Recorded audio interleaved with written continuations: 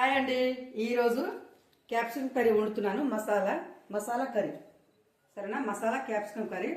చూడండి, దానికి కావాల్సిన పదార్థాలు ఇప్పుడు వండుకుందాం. కలుపుకొని చూపిస్తా. చూడండి, ముందుగా టమాటాలు, క్యాప్సికమ్ కలుపుకుందాం.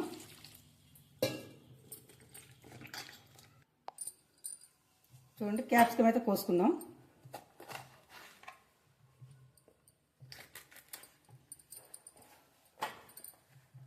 మరీ చిన్నగా అవసరం లేదు, మరీ పెద్దగా అవసరం లేదండి. మామూలు ఉంటే సరిపోతుంది. చూడండి, ఇప్పుడు పచ్చిమిర్చి, ఉల్లిపాయలు అయితే కోసుకుందాం.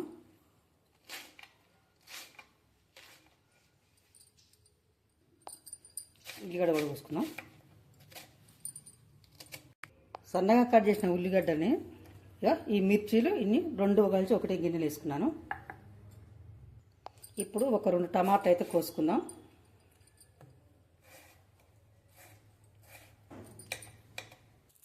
చూడండి, పల్లీలు దోరగా వేయించుకుందాం. చూడండి, మంచిగా వేయింది కదా, తీసుకుందాం. ఇప్పుడు కొబ్బరి కూడా వేయించుకుందాం మంచిగా. కొంచెం 2-3 స్పూన్ల నూగులు కూడా వేసుకుందాం. ఎందుకంటే ఆల్రెడీ కళాయి వేడి ఉంది కాబట్టి ఊరికనే చిట్టుపట ఎగుతాయి. చూడండి, క్యాప్సికమ్ కూరకి సరిపోను ఆయిల్ తీసుకున్నాం.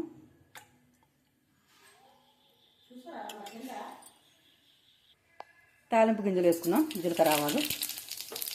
ఇప్పుడు ఉల్లిపాయ ముక్కలు, పచ్చిమిర్చి, కరివేపాకు వేసుకుందాం. కొంచెం పసుపు కూడా వేసుకుందాం.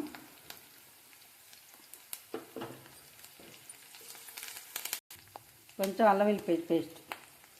ఈ పచ్చివాసన అంతా పోయిన దాకా మంచిగా మగ్గనిద్దాం ఇట్లా. చూడండి, ఇప్పుడు క్యాప్సికమ్ ముక్కలు వేసుకుందాం.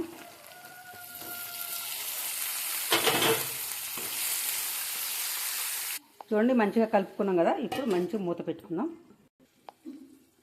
చూడండి, మంచిగా మగ్గింది కదా.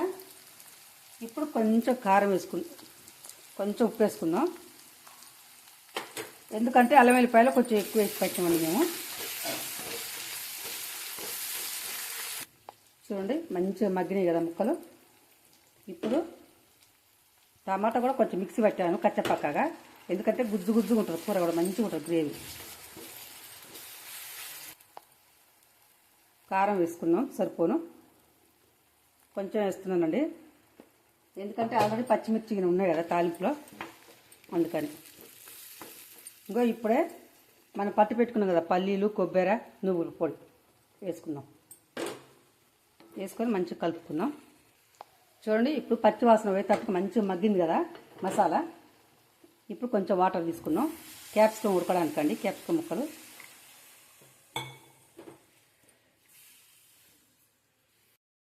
చూడండి, కూర ఉడికింది. ఎల్లిపాయలు, ధనియాల పౌడర్, గరం మసాలా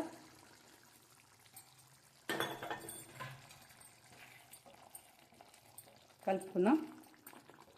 కూర ready. Masala capsicum curry ready. చూడండి ఎంత బాగుందో, వాసన అయితే మస్తు వస్తుందండి. బాగుంది కదా. ప్లీజ్ నాకు సపోర్ట్ చేయండి ఫ్రెండ్.